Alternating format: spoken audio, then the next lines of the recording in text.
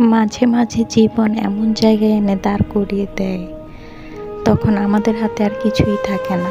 কত দূর দূরের প্ল্যান করে রাখি, এই যে অমুক দিন ওই রকমটা করব, বা ভবিষ্যতে চিন্তা করে রাখি, অথচ আমাদের এক সেকেন্ডেরও ভরসা নাই।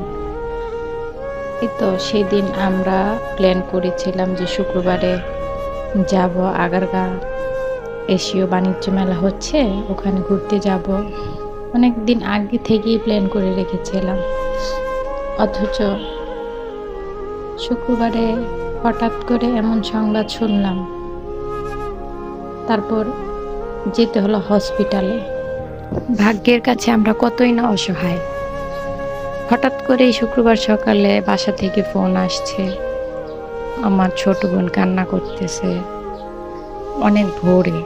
তো আমি জিজ্ঞেস করলাম কি হলো, বলতেছে আব্বু